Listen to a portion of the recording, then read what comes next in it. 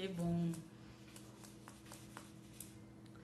Tá certo. Então, como eu falei, quer fazer uma live de perguntas e respostas, né? Eu anotei as perguntas que eu recebi.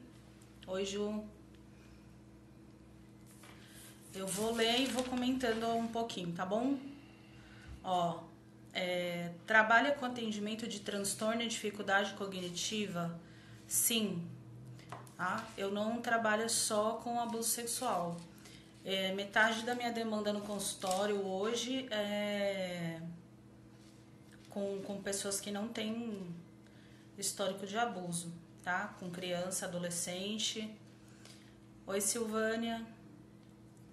A outra pergunta que me fizeram: você atende adolescente com dificuldade de aprendizado e comportamental? Sim.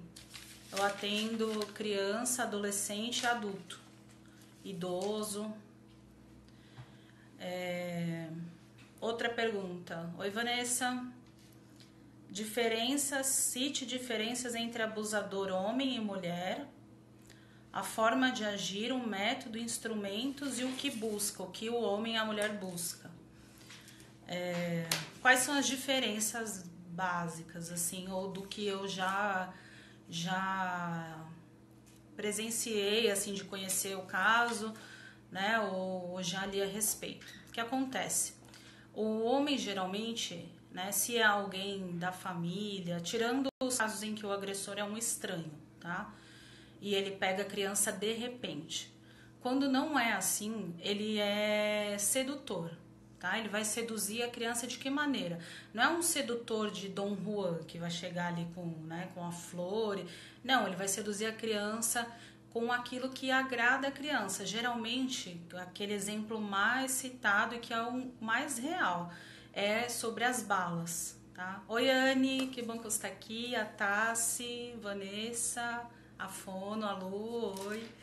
Então, geralmente, ele vai seduzir a criança, tá? E uma das táticas a tática que se mais fala, que mais é usada é sobre as balas, né? Você fala para a criança que vai dar um doce para ela, a criança adora doce.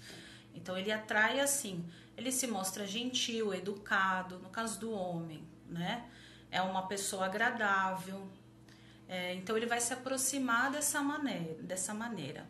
Geralmente os casos de abuso com mulher, onde a mulher é agressora sexual, quais são os dois casos que mais aparecem? A mulher, a figura da mulher. Geralmente ela é a mãe da criança ou ela vai usar a criança para exploração sexual. Tá? Então ela vai ser a pessoa que vai levar a criança para ser explorada sexualmente. Às vezes, os dois casos. Tá? Ela tanto explora a criança sexualmente como ela agride sexualmente a criança. O que a mãe geralmente faz? No caso, quando a mãe violenta os meninos. Tá? Por exemplo, a mãe ficou viúva e ela não tem um ciclo social ativo, ela não tem amizades, ela não tem lazer, ela não tem atividades e ela se fecha no relacionamento com o filho. Tá? E aí, o educar com sentido... E aí o que ela faz? Ela começa a se aproximar quando ele é muito pequeno do menino, pedindo para ele certas coisas, como para ele fazer massagem nela, para ele massagear os pés, só que aí a mãe tá pelada, entendeu? Ela fica nua, a mulher fica nua e ela pede pro menino massagear, ou a menina, mas geralmente é com o menino. Massagear o corpo da mãe. Ela fala, a mamãe tá cansada. Ela usa dessa chantagem emocional, né? É um negócio nojento mesmo. Ela faz do menino o seu parceiro, entendeu? E ela vai se aproximando dele até ter o ato sexual em si. Às vezes não tem a penetração, fica na questão das carícias, da exposição à nudez, né? O homem já geralmente tem uma agressividade maior, né? E aí no caso da mulher é algo pior no dano, quando é a mãe que comete a agressão, o dano psíquico é muito pior, tá? E é mais difícil também de observar, porque tem muito estigma na sociedade, tem aquele pensamento de que mãe é mãe, né? Tem essas frases que as pessoas repetem, né? Mãe é mãe, toda mãe é amor, né? Toda mãe cuida, né? A dor de uma mãe, só a mãe que sabe, né? Porque a mãe tá num patamar superior. Mas isso não é real, tá? A gente tem vários casos de mulheres que são agressoras sexuais, né? E quando geralmente é com a menina, com a filha, né? Ou com uma sobrinha, com uma prima pequena, o que a mulher faz? Ela tem o papel de exploradora sexual, então é ela que leva a criança para ser explorada sexualmente. Então leva em bares, leva em, em lanchonetes, e isso acontece no fundo, tá? Já atendi casos em que eu atendi uma mulher adulta já, né, para entrar na terceira idade, como se diz, e ela, quando era jovem, a mãe levava ela no fundo em salões de cabeleireiro, em bares, em restaurantes, e ela era levada nos fundos desses lugares e era ali violentada sexualmente. Tá? Então, são lugares que você não imagina, né? Não se imagina que ali está tendo uma criança que está sendo violentada, explorada sexualmente, nem que uma mãe, uma mulher está levando. Então eu bato muito nessa tecla de que a mulher também explora sexualmente, por quê? Porque não se acredita nisso, não se imagina que uma mulher é capaz, que uma mãe é capaz de fazer isso, mas ela é, tá? Então as diferenças, algumas diferenças são essas, como me perguntaram, forma de agir, um método, instrumentos, eu não sei exatamente o que a pessoa quis dizer com instrumentos, tá? Mas geralmente é isso. Outra pergunta... quais são as diferenças do sofrimento? Deixa eu só dar oi aqui. A Naná entrou, a Bonelli, a Gabriela, o Léo. Oi, Léo. É bom ter vocês aqui. Olha, eu tô respondendo as perguntas que me enviaram. Outra pergunta quais são as diferenças do sofrimento e grau de uma pessoa que é abusada por um homem ou por uma mulher quando ela é heterossexual ou homossexual? Olha, a grande diferença... Oi, Nayane. A grande diferença quando uma pessoa é abusada sexualmente entre homem e mulher é mais o grau do vínculo, tá? Então, como eu disse antes, por exemplo, se é a mãe que abusa, seja do menino ou da menina, o dano é muito maior, tá? O dano é maior. Tanto como se a mãe acolhe a criança quando ela revela o abuso, a criança tem chances de recuperação mais rápida, tá? Do que as crianças que não recebem esse apoio. Então, o que vocês têm que observar é o quê? O vínculo. Qual é o vínculo do agressor com a criança? Ok? Então, é a mãe, é o pai, né? Não é o pai, mas é um avô que tem um papel fundamental na vida da criança, né? Ou tinha um papel fundamental. Por exemplo, atendi um caso uma vez em que a adolescente não tinha pai, né? Ou não tinha relacionamento com o pai, e ela tinha como figura paterna um tio, e o tio abusou dela, né? E aí ela falava, o que era muito difícil de trabalhar com ela também era porque a pessoa que era a única figura masculina na vida dela, que era uma referência para ela durante alguns anos, porque o pai era um homem que abandonou, né? Abusou dela, né? Agrediu ela sexualmente. Então, era um tio, mas um tio que tinha um papel de pai para essa garota. Então, tem um dano muito significativo, tá? De quando ela é heterossexual, homossexual, olha, tem algumas implicações às vezes em relação à sexualidade, mas isso é mais mesmo a questão do vínculo, tá? De prestar atenção no vínculo. Qual que é o vínculo que o agressor tem com a criança, tá? Outra pergunta. até o ato de passar a mão pode gerar problema psicológico ou gera aversão a certas pessoas? Olha, o ato de passar a mão, né, é um abuso sexual, tá? O abuso sexual, ele é compreendido através de diversas interações sexuais. Quais são essas interações sexuais? Passar a mão, né? Tem agressores sexuais que passam a mão, né, no corpo da criança. Ficar olhando a criança, tomar banho nua, por exemplo, né? Aquelas histórias do tio, do avô que faz o buraquinho lá ou fica olhando pelo espelho enquanto o adolescente está tomando banho, né? Então, passar a mão é sim um abuso sexual e gera sim um dano psicológico, tá? E a aversão a certas pessoas, isso vai depender. Tem, por exemplo, crianças que sofrem abuso sexual, ou adolescentes, e elas ficam hipersexualizadas. E tem crianças que desenvolvem a aversão ao sexo, tá? Não consegue ter relação sexual quando cresce, porque é muito doloroso. Você tem os dois extremos, tá?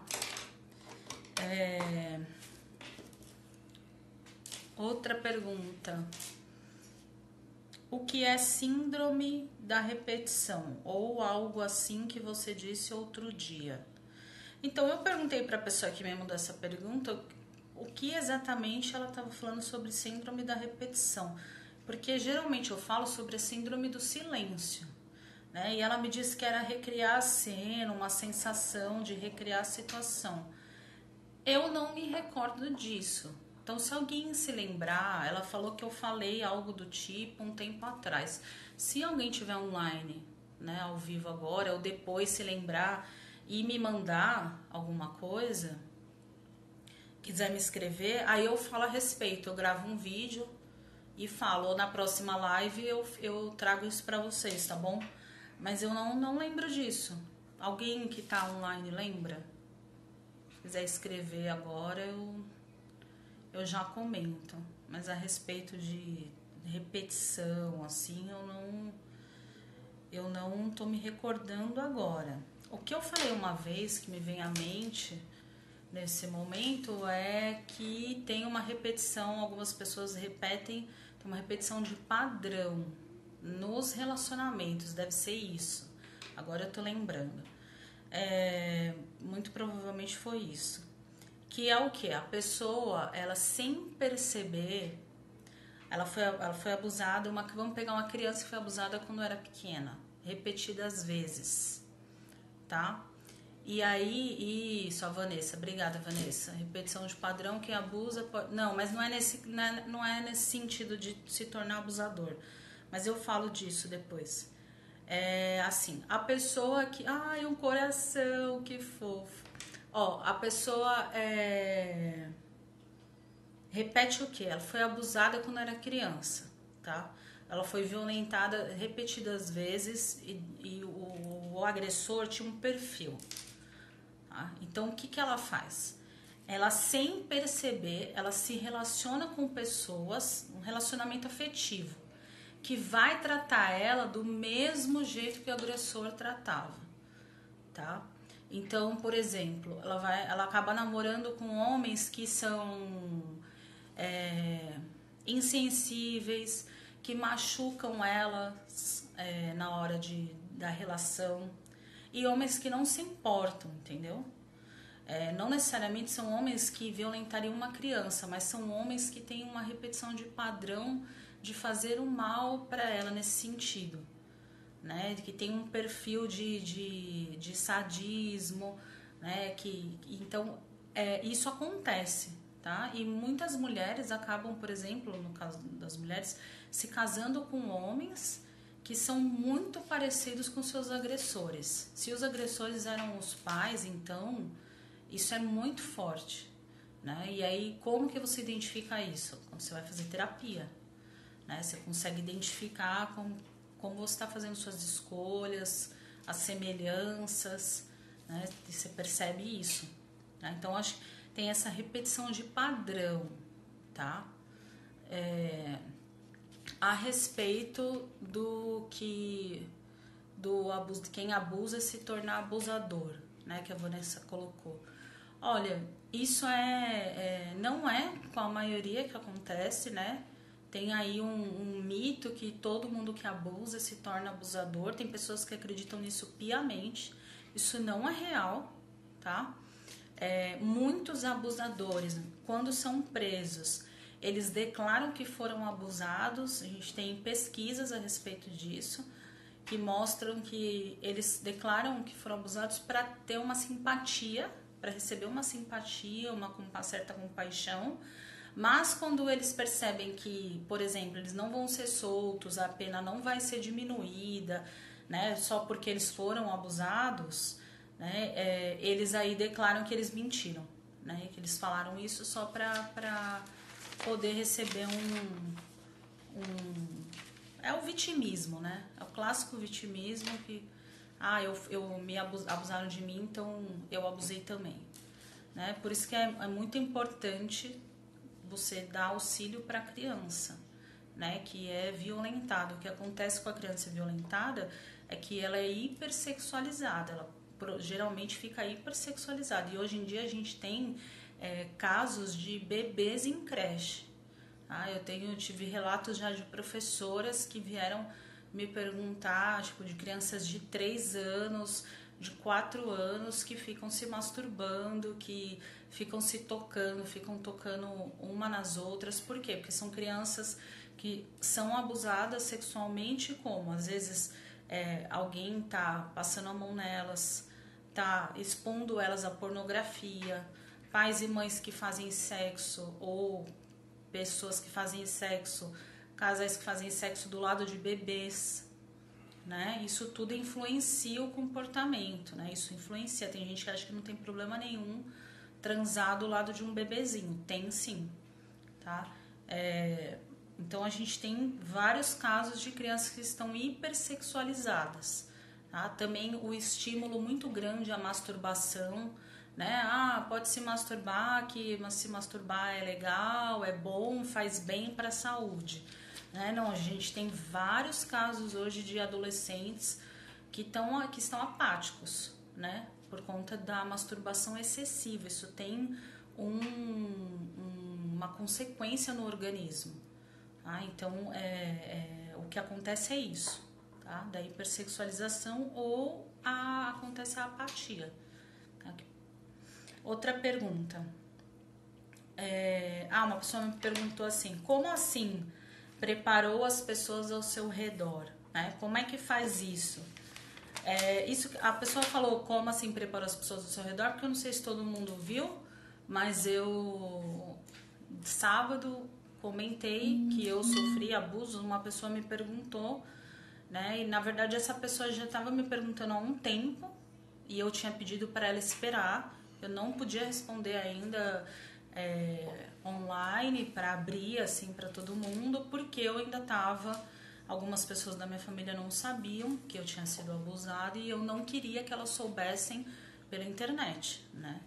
Então, preparar as pessoas, eu pensei muito antes de decidir contar, eu ponderei as consequências, né? O que seria abrir isso, contar sobre que eu sofri abusos.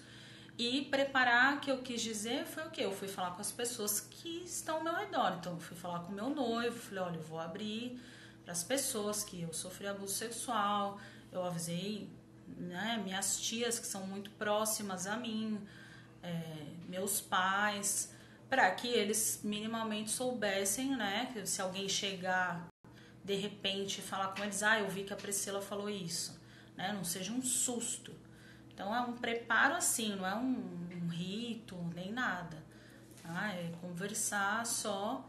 E também assim, não se empolgue, porque eu abri, falei, então a Priscila falou, então também vou falar. Não, tá?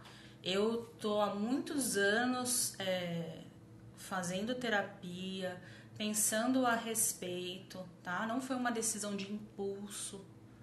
tá? Então, não se empolgue, não, agora eu vou falar para todo mundo que eu sofri abuso, ou vou falar para todo mundo que meu filho sofreu abuso. Tanto que eu pedi, né, antes, para o quê? Para quem fosse comentar, não falar assim, minha filha sofreu abuso, né? Para não expor, porque muitas vezes a criança que sofreu abuso, quando ela cresce, ela não quer falar para as pessoas, e tudo bem, né? E tudo bem. No meu caso é que por que eu fui trabalhar com abuso? Eu vi a importância de informar as pessoas. As pessoas têm muitas impressões erradas sobre o assunto, são muitas informações erradas que são passadas, né? E aí eu vivi essa violência, eu sei as consequências dela, eu sei, tem várias etapas pós-abuso que se passa e eu vivi elas na carne, então e eu sei como lidar com elas, né? Então eu fui estudar para poder ajudar as pessoas e aí chegou a hora que eu decidi abrir isso, né? Mas é algo que você tem que pensar e olhar para sua realidade, tá? Então não se empolga e sai falando, mas o preparo foi esse, não tem nada demais. Outra pergunta que me fizeram: muitas vezes penso que é só drama meu, mas não consegui contar para a psicóloga porque era muito horror. Olha, não é drama, tá? Não é drama nenhum. A violência sexual o abuso sexual é uma violência terrível, tá? Não tem nada de drama, é muito difícil mesmo, né? E aí eu deixo aqui um alerta para vocês.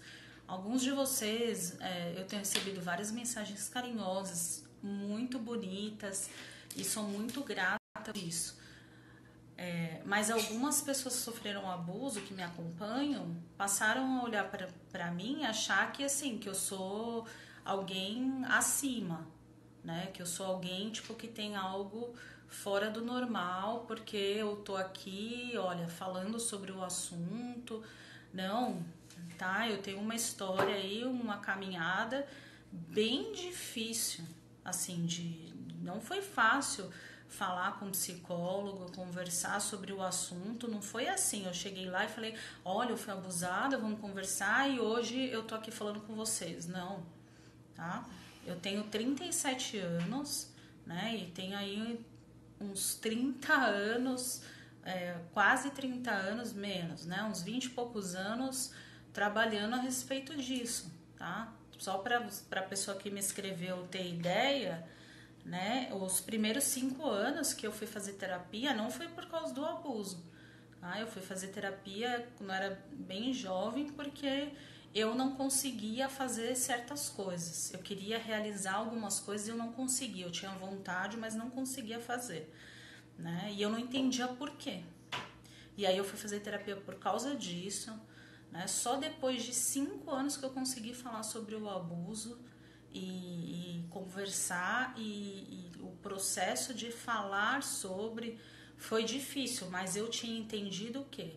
Que para eu ficar livre daquilo, eu tinha que encarar aquela realidade, né? Então hoje, por exemplo, eu consigo lembrar que é até uma outra coisa que uma pessoa me falou, me perguntou, eu até respondi falando que não consegue esquecer, né? Olha, ninguém vai esquecer. Isso é um evento, assim, é uma situação que aconteceu de uma violência muito grande. Então não se esquece isso. O que você consegue fazer, o que você pode fazer, que é o que eu fiz, o que eu sei fazer, o caminho para se conseguir, olhar para trás, lembrar daquela situação e não ser tomada por ela, não adoecer. Há muitos anos atrás, se eu escutasse alguém falar sobre abuso sexual, eu chorava. Voltou.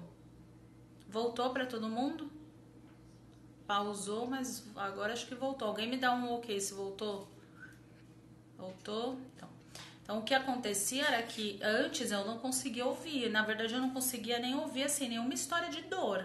Não era só sobre abuso, tá? Eu chorava, eu tomava aquilo pra mim como se eu tivesse vivendo. Na verdade, eu vivia de novo a dor que eu tinha, né? Que eu carregava comigo do abuso.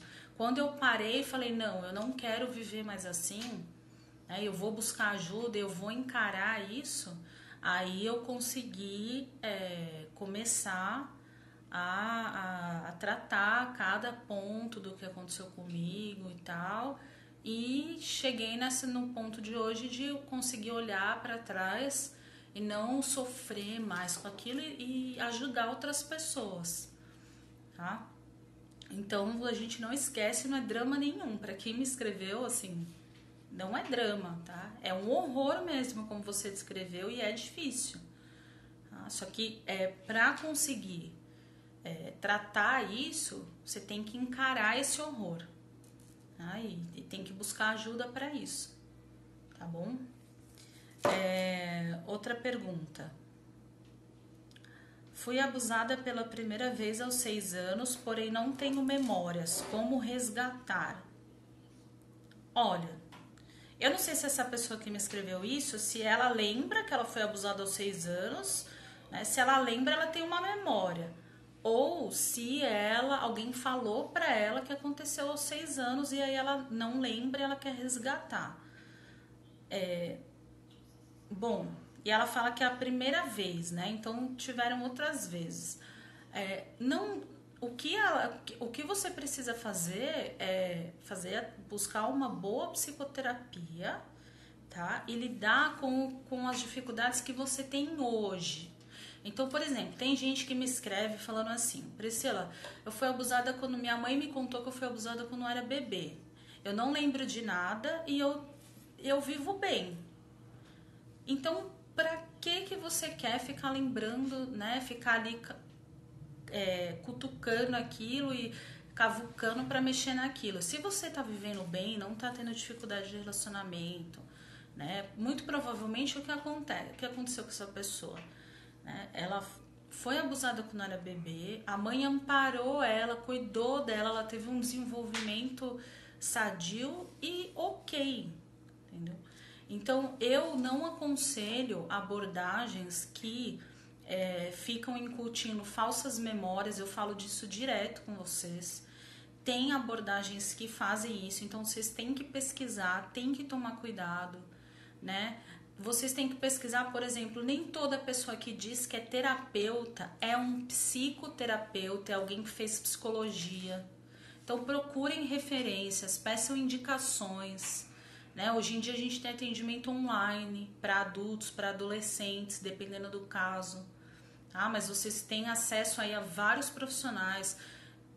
Podem me escrever também, pedir indicação. Eu já procurei indicação para pessoas em cidades que eu não tinha contato e algum colega me passou o contato, né? Então não vão fazer terapia com qualquer pessoa, psicoterapia, né? Tem que tomar cuidado, tá? Então eu não sou a favor de abordagens que ficam incutindo memórias, né? Que ficam nos achismos, ou que a pessoa chega e fala: olha, eu tenho a sensação de que eu fui abusada, né? Eu não vou ficar ali perguntando: ah, mas será que seu pai abusou? Será que sua mãe? Não, por que você tem essa sensação? Vamos trabalhar isso. Às vezes não tem nada a ver com abuso sexual, tá? Então, para poder responder, eu teria que saber um pouco mais, né? Mas o que eu aconselho é fazer uma boa psicoterapia, tá? Outra pergunta que me fizeram foi: a emancipação da mulher e a consequente terceirização dos filhos não seria um risco maior? Olha,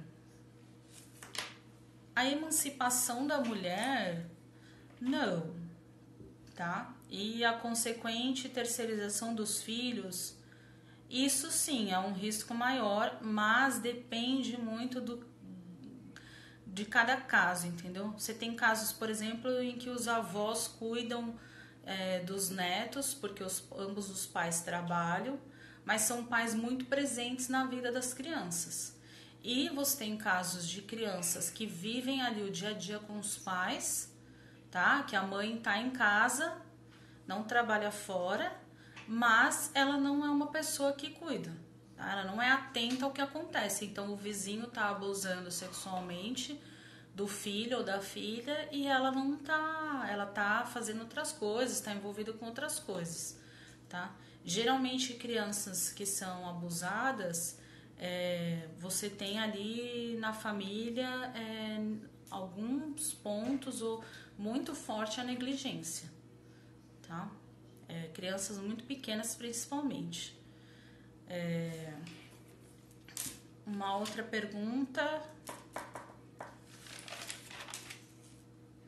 E assim também, não saber quais são os sintomas, não prestar atenção na criança.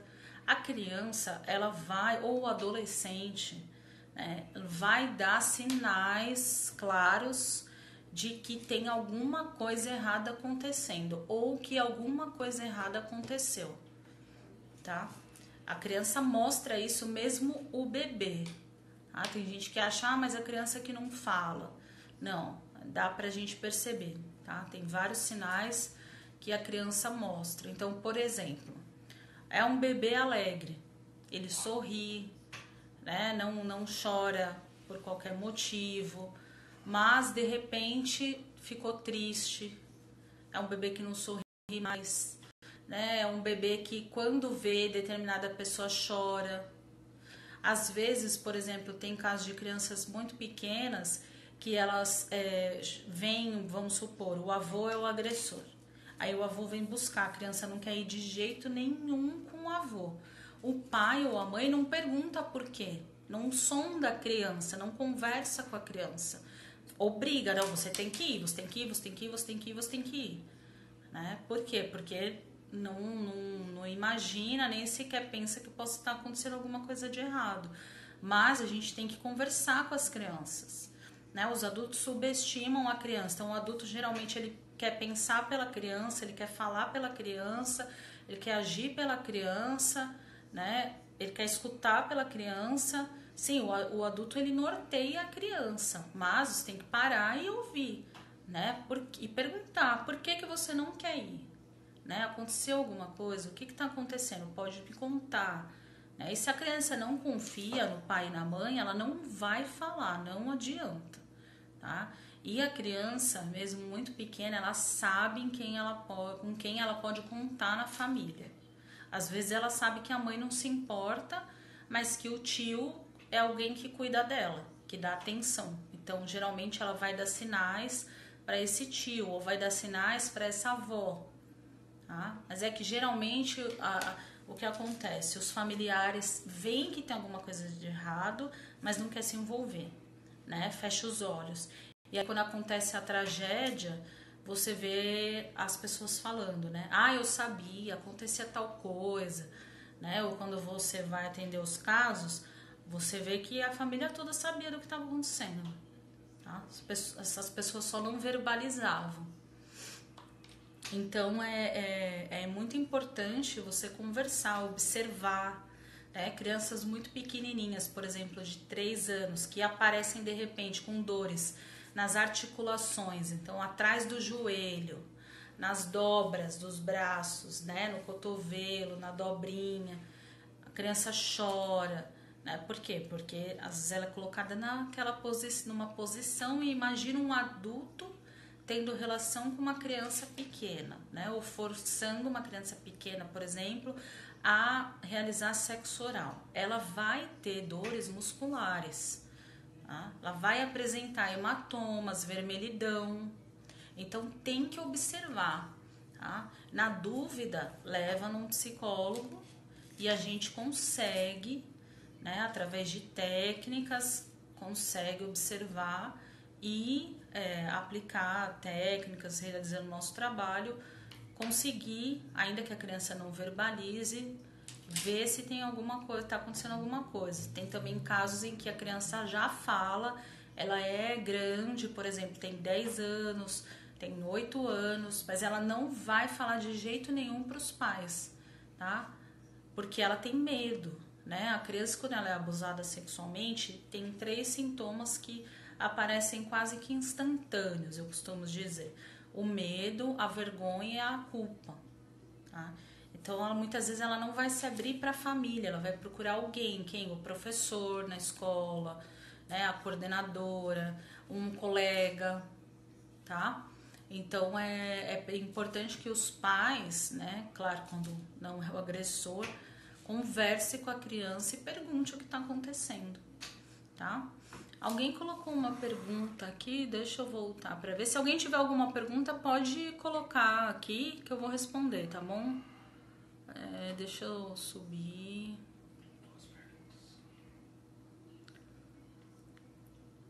Quando ela entrava em surto, ela gritava que estava tendo flash do que acontecia. Sei que é isso. Quando quando a garota entrava em surto, ela gritava que ela estava tendo flashes do que acontecia, é isso? O que acontece, geralmente? Vamos supor que seja uma adolescente.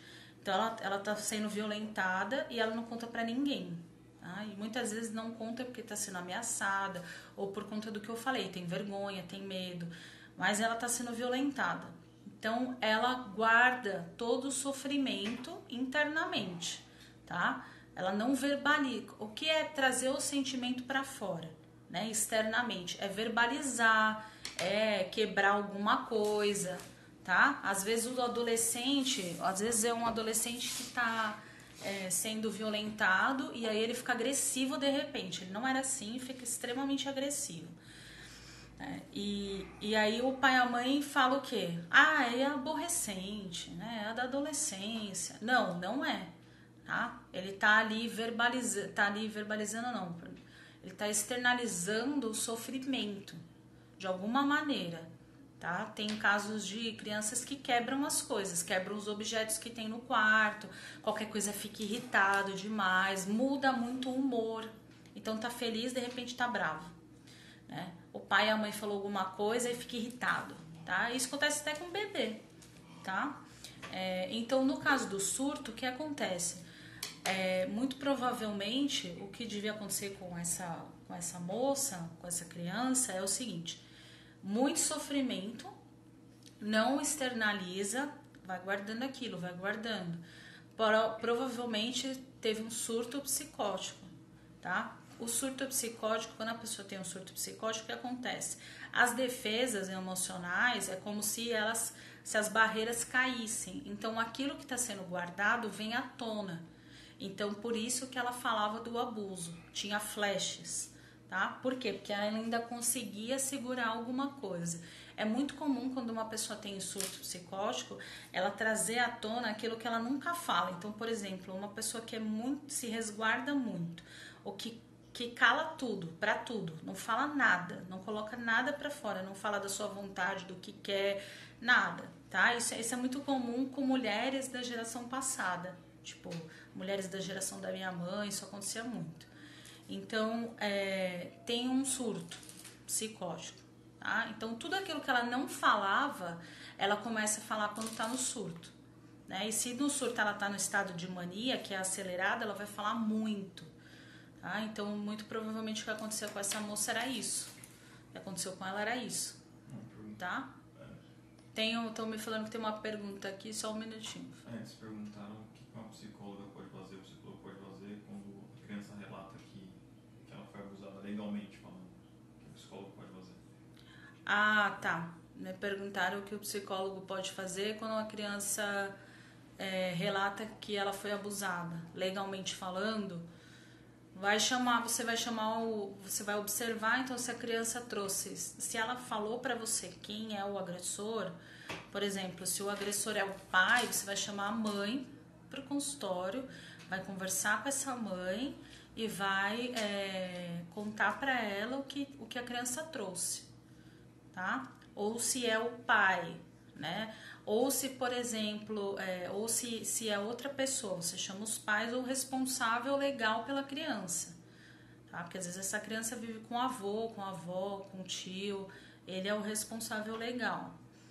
Agora, se a criança, vamos supor, o pai trouxe a criança para terapia, é só o pai, a mãe já faleceu, a mãe foi embora, né? E a criança está trazendo que o pai é o agressor.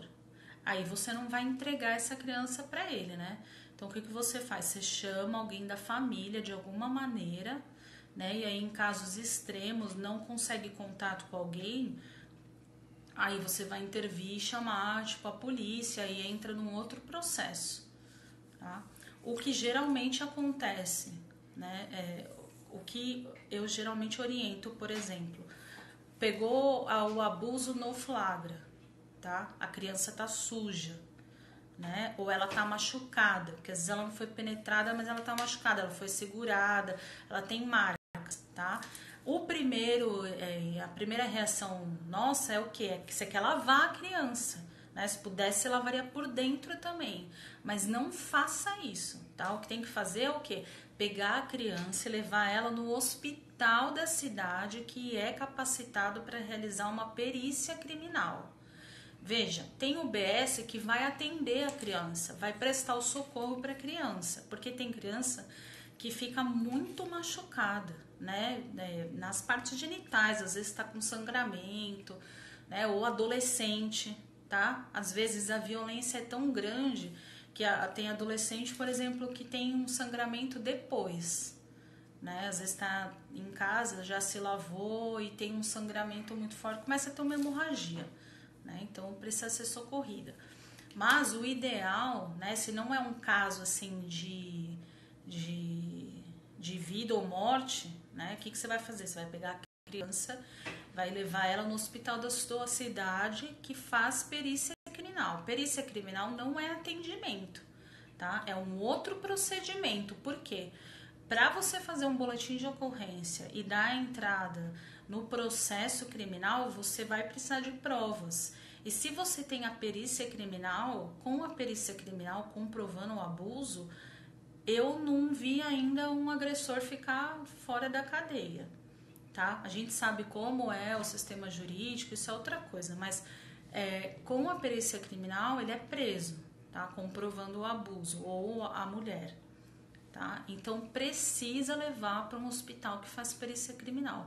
Eu tô cansada de ouvir de pessoas que sofreram abuso ou que tiveram crianças na família que sofreram abuso e que foram mal orientadas na UBS, foram mal orientadas pelo psicólogo, foram mal orientadas pelo médico, pessoas que estão correndo risco de perderem a guarda do filho para o agressor, porque não tomaram as providências que deviam ter tomado na época que aconteceu. Tá? Tem uma senhora que o genro dela abusou da neta e ela foi orientada na época na UBS a lavar a criança, né, e dar banho na criança e depois retornar na UBS para o retorno com a médica. E aí, quando ela ficou sabendo que tinha que fazer a perícia, a criança já não tinha mais hematoma, já tinham lavado a criança. Então agora é algo assim, é a palavra de um contra o outro, entendeu?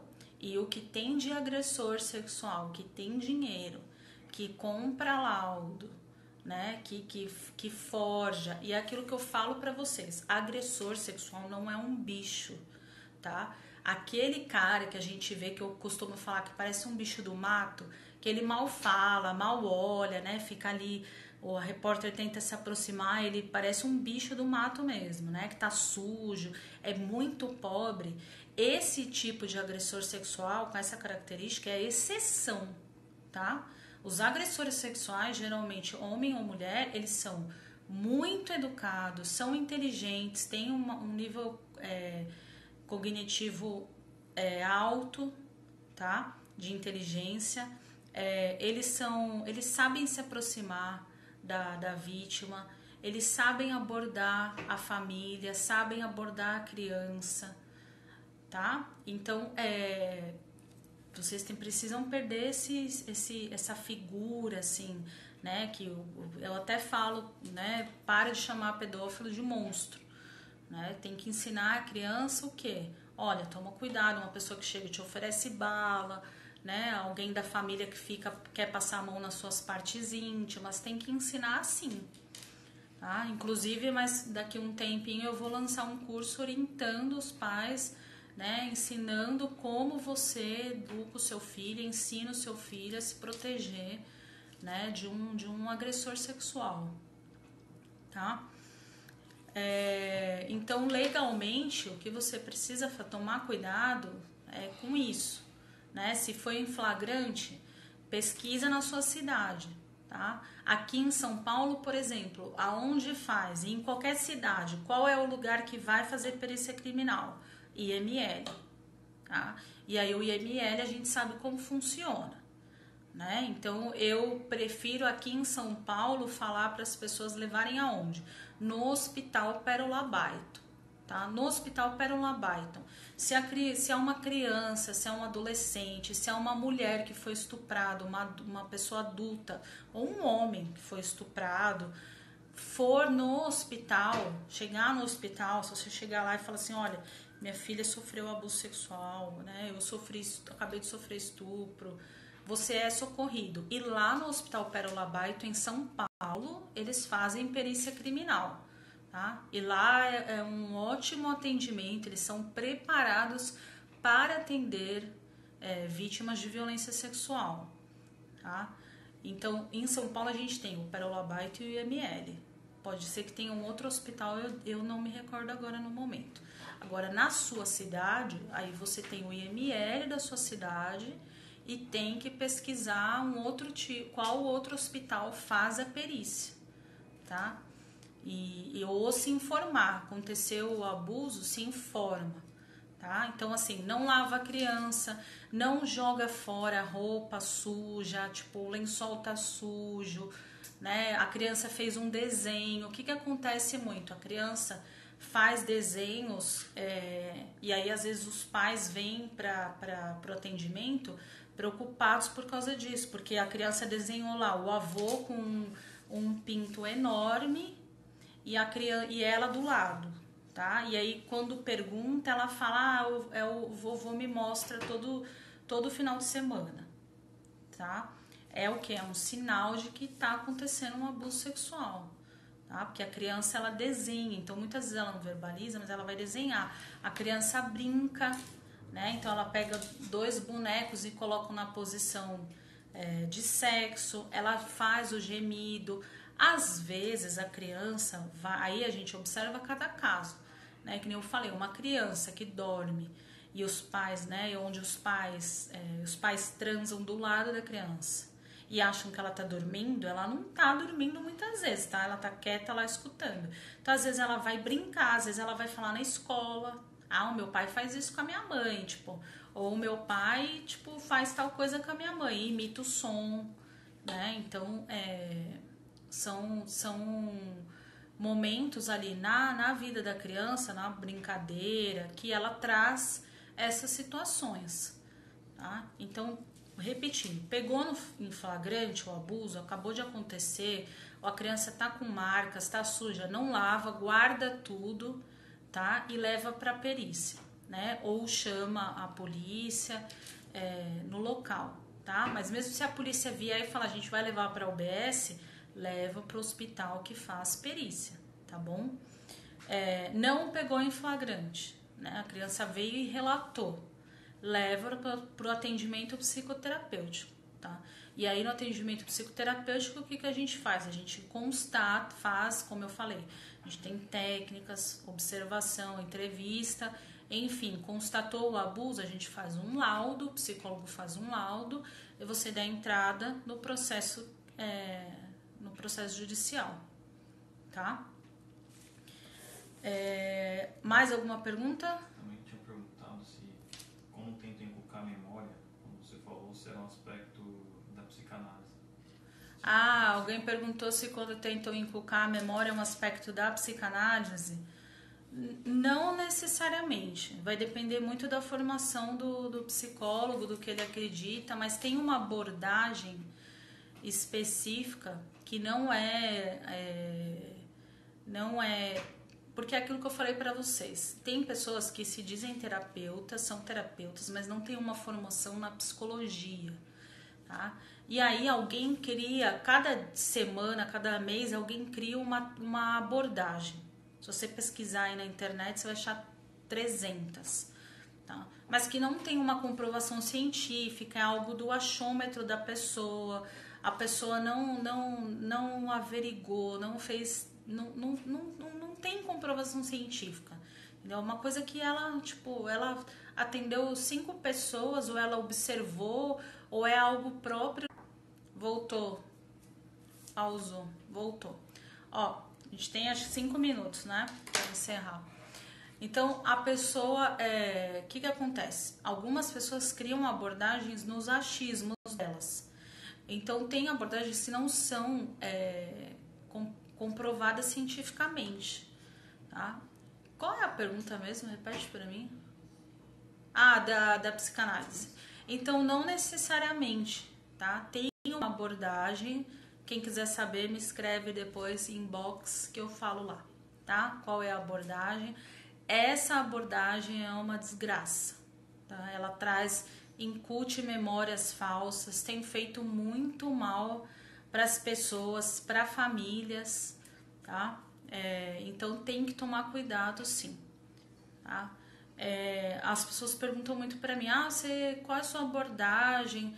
Eu uso a abordagem que meu paciente precisa. Eu tenho uma abordagem que eu estudo mais, tenho 2 que eu tenho mais conhecimento, né? São assim mais ou menos 3 abordagens, o que é um horror para vários professores, porque você tem que ter uma abordagem. É claro que você vai utilizar uma, mas vai conhecer uma melhor, mas o ser humano não é um bichinho ali numa caixinha fechada, né? Então, se o meu paciente precisa de uma técnica da comportamental, eu vou utilizar a técnica da comportamental para ajudar meu paciente, tá? Se ele precisa de uma técnica da psicanálise, eu vou usar a técnica que ele precisa, tá?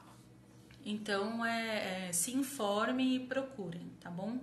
Passou rápido, nem agora que eu vi que tava faltando 5 minutos, eu levei um sustinho. Obrigada pela presença de vocês, estou muito feliz. Vocês querem mais live? Vou fazer mais live. Obrigada pela participação, tá? Um abraço para vocês grande. Se alguém tiver alguma pergunta, pode me mandar, vocês sabem que eu respondo. Algum comentário, alguma coisa, nesses 5 minutos finais, pode escrever. Coração, coração. Que legal, gente. Obrigada mesmo, viu? Eu vou tentar salvar essa live e disponibilizar, tá bom? Aí eu aviso vocês. A Laura mandou carinhas. Laura, você é uma fofa, Laura. Mais corações. Oh, corações pra vocês também. Ah, que fofo. Bom, é isso.